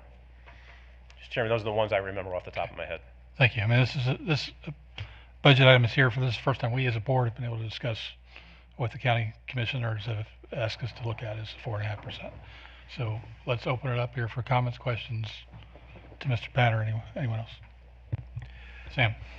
One thing that was, Mr. Chair, you alluded to is how much we're in schools as a school board. And one of the things that we have heard all year from just about every school universally is the need for a K-8 math curriculum. I know that's an expansion item, but I can't remember visiting a K-8 school where that was not a priority. That, especially after seeing the success so far with the arts and letters, with the language arts, and that's just something that I think would touch every K-8 kid if we could somehow find that math curriculum that we desperately need. If there is one area where you need vertical alignment, it's math. Thank you, Mr. Treadway. Anybody else? Melanie. I wanted to ask you, you mentioned it happened in Connecticut on more than 1 year. What was the impact that you saw on those years when you were having to deal with this? Something approaching desperation by the time I left. Right. My last stop was Hartford, Connecticut. That's the largest school district in terms of budget in Connecticut. It's also the capital city for those of you that don't know. So it got a lot of attention. Significant layoffs, right? Significant cuts to programs. Morale among the staff at an all-time low, as was measured by a lot of the survey work. I have a very distinct memory of speaking to my superintendent right as I was leaving to say, you need to be out of here within 3 years. I said, because these things are triangulating in a way that is unsustainable. The system will collapse on itself. And if you haven't looked, I encourage you to go look at the financial position that Hartford Public Schools is in right now. A $20-some-odd million deficit in the current year and a projected $54 million deficit for next year. What would you say is the I don't know what the word is, but for the people that are in that community, do they feel the desperation also? Sure. There are very strong community advocates within that system. Much like North Carolina, a lot of the funding for education comes from the state. Much like North Carolina, a lot of the funding for education comes from the local needs, a city of Hartford, right? So there are parallels clearly between those. And yet, it takes the action of somebody who has control of the purse strings to create change. Meaning it would take an act of the state legislature, or an act of the city council in the case of at a local level, which is the equivalent of our county commissioners here. Because the school district itself cannot generate its own revenue, much like here, right? We're dependent on somebody else to appropriate revenue to us, and then we make the best possible decisions we can with whatever is appropriated our way. So, did the tax rate keep going up, or was it static? What I will tell you is, at a local level, City of Hartford did not increase its funding for education for 14 consecutive years. With taxes raised? Can't speak to the taxes as much. I only sort of looked at it from the point of view of the school system. But I will tell you that the impact on students was very real. With those kind of, as you have rising costs, like you do here for EC, rising costs for salaries and benefits, like you do here, you eventually start taking things out of the system just to make things work. And ultimately,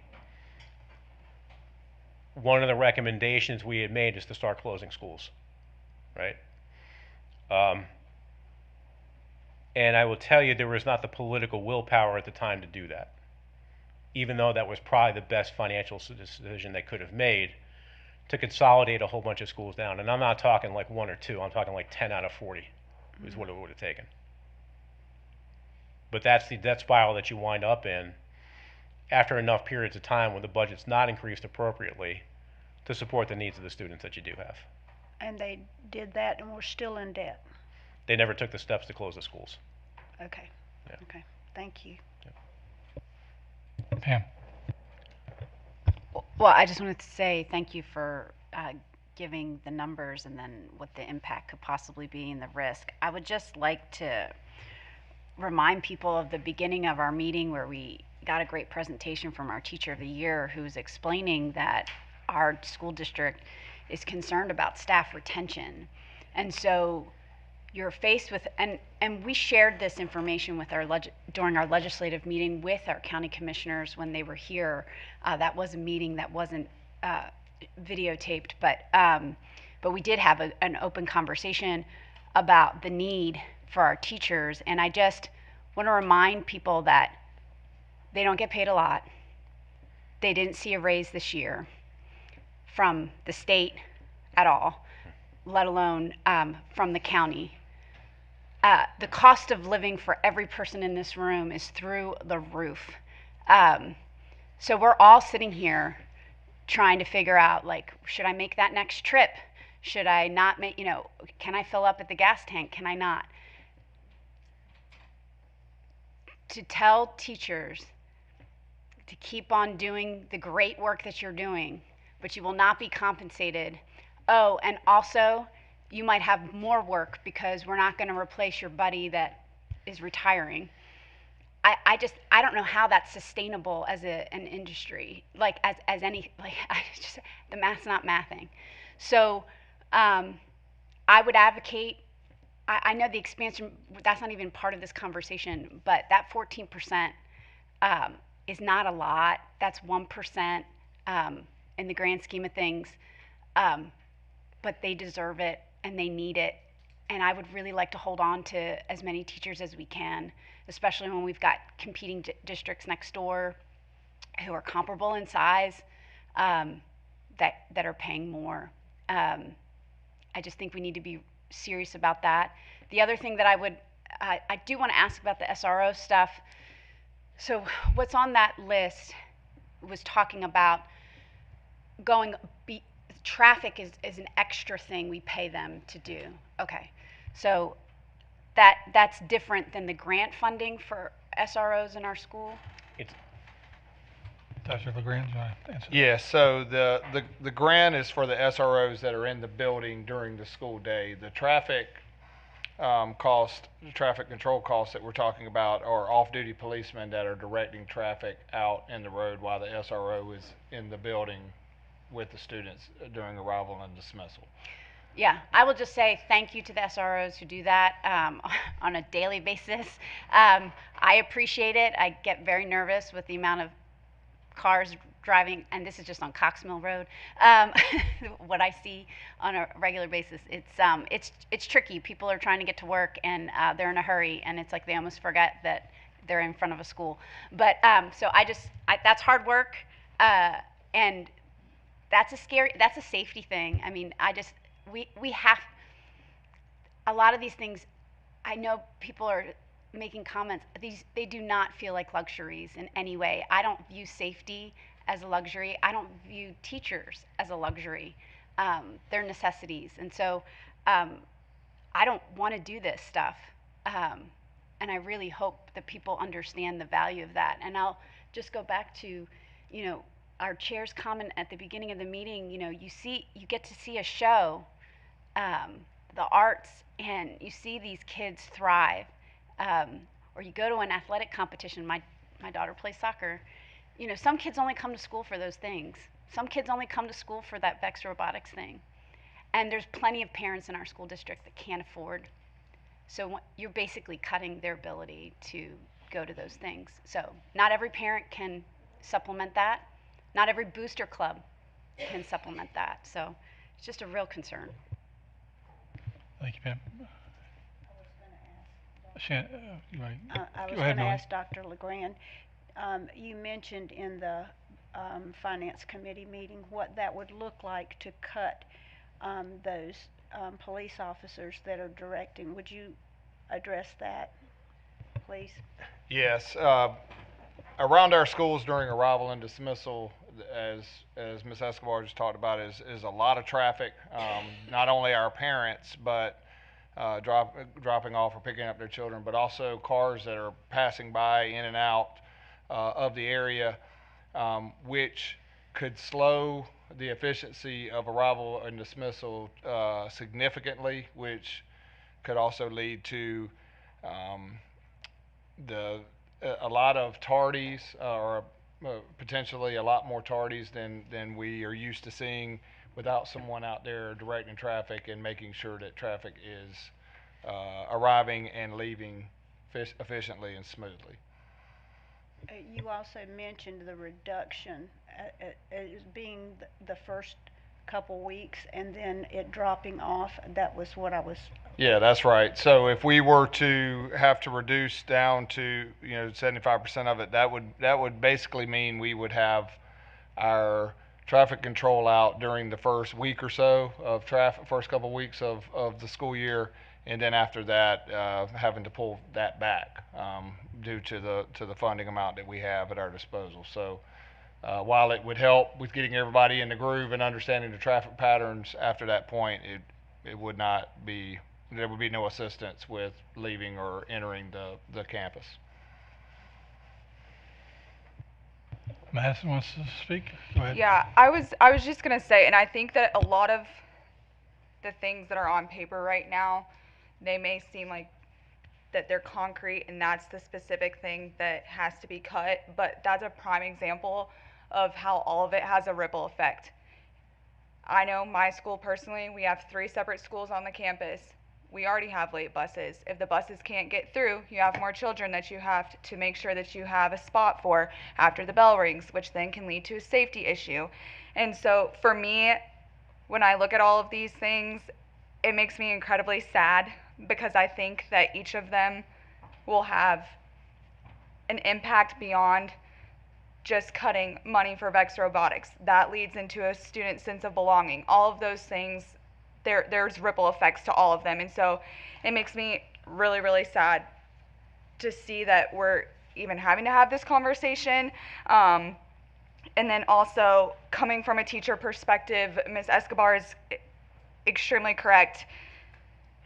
The 14% is definitely needed. It's needed to be competitive. We need to make sure that we're retaining teachers, but also the cost of living itself is going up. And so on behalf of teachers, all of this makes me really, really, really, really, really sad.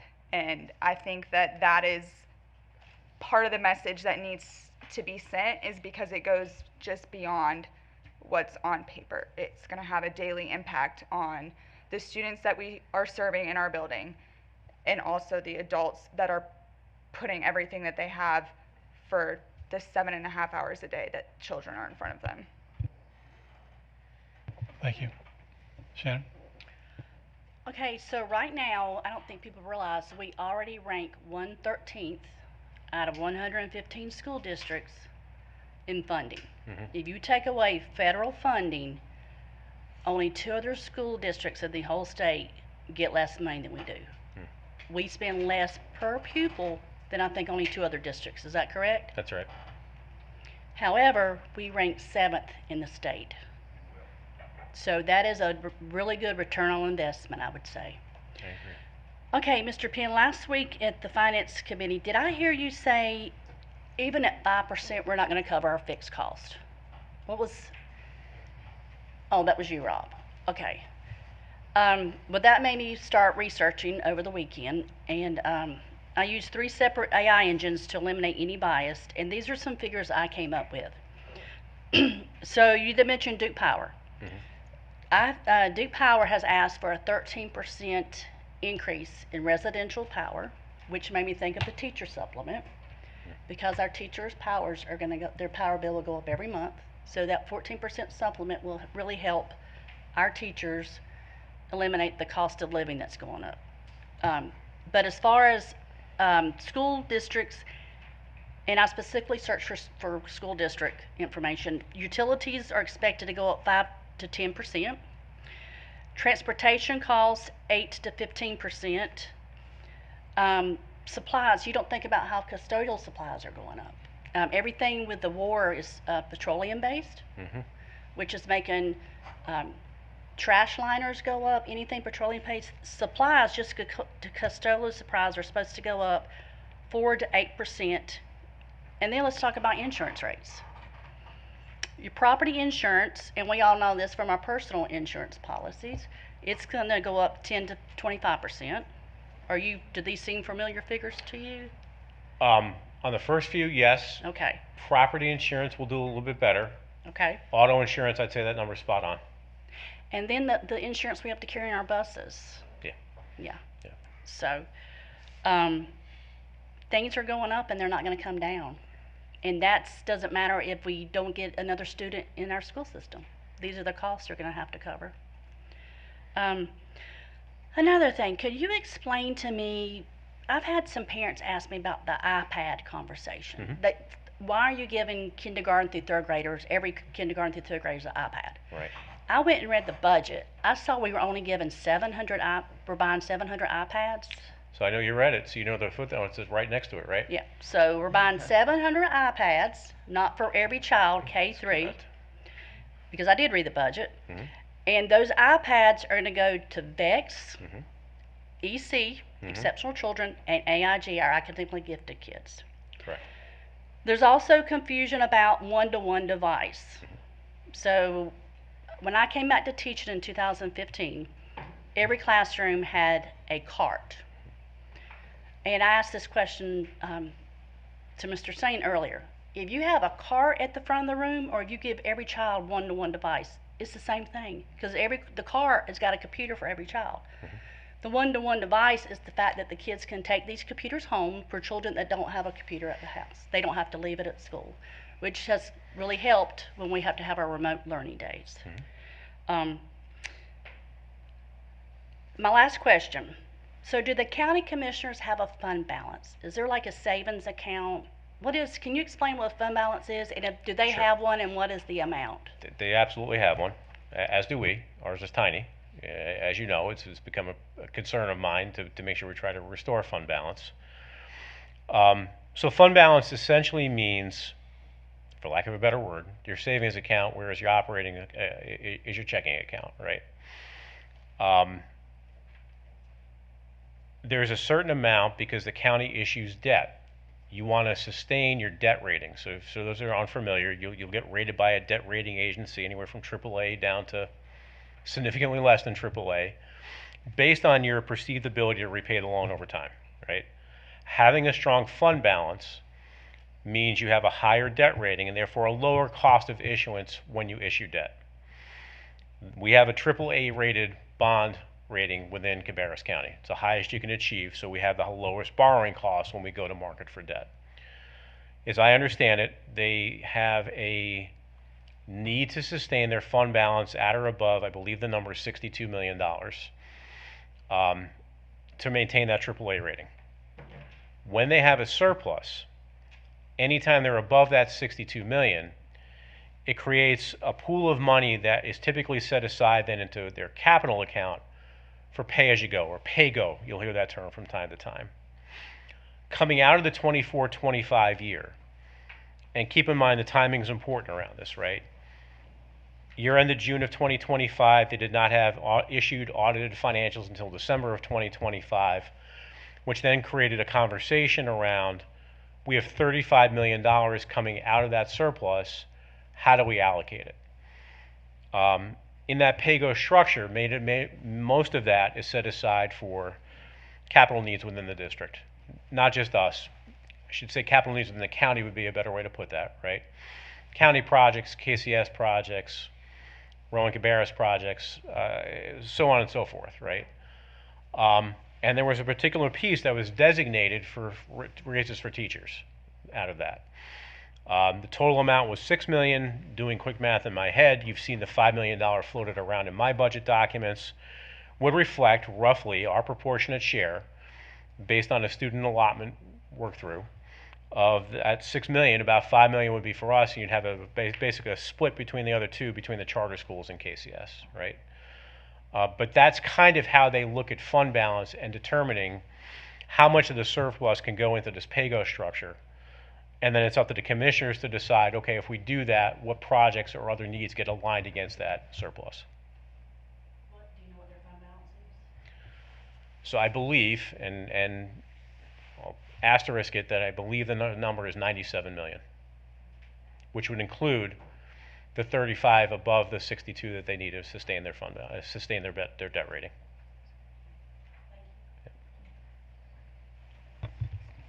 You good, Catherine? Greg? All right, well, let's kind of wrap it up.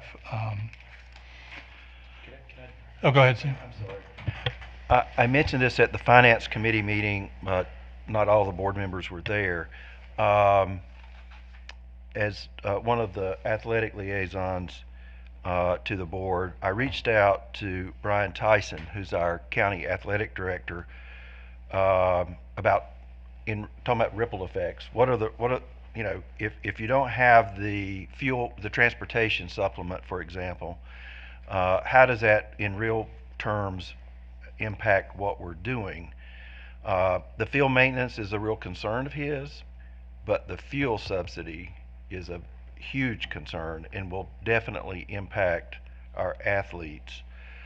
I think he's waiting to look at what options, but some on the table are participation fees. Some systems have had to go to that route. Maybe reducing the number of games JV teams play. You don't have a lot of options with varsity teams because of conference play. Raising ticket costs, which are, I think he feels like we're at the really as high as we need to go with ticket rates. So that's just an example of, okay, we see a number of not supplementing transportation. What does that mean? That means that that money has to come from somewhere else, a booster club or whatever. And then one of my concerns is that, you know, some booster clubs have more wherewithal than others. And so then you get into the haves and have-nots as far as equity with our athletic programs, and not just athletic programs, our band and chorus and anyone else that has to use transportation.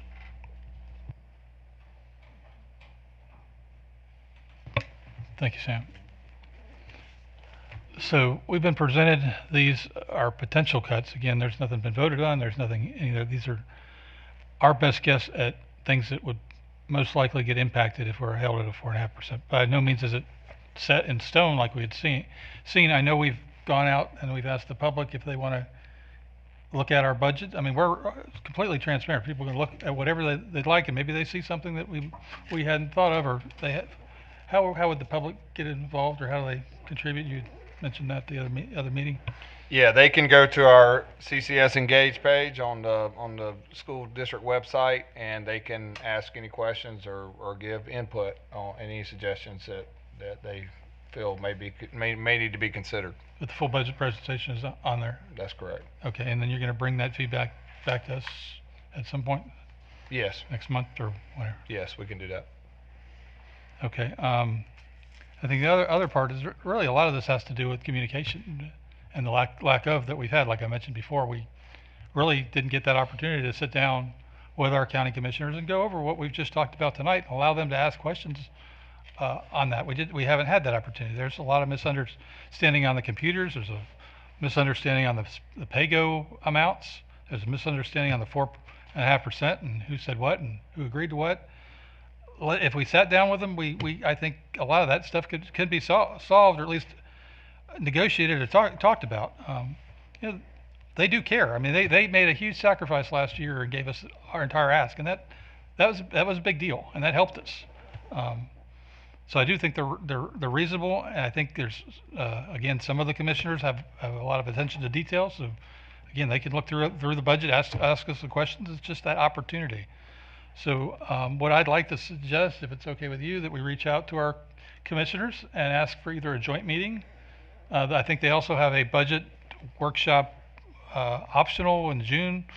If that's an option, it could be put on that, or even we haven't had our chair vice chair meeting now in a month and a half, so can request that too.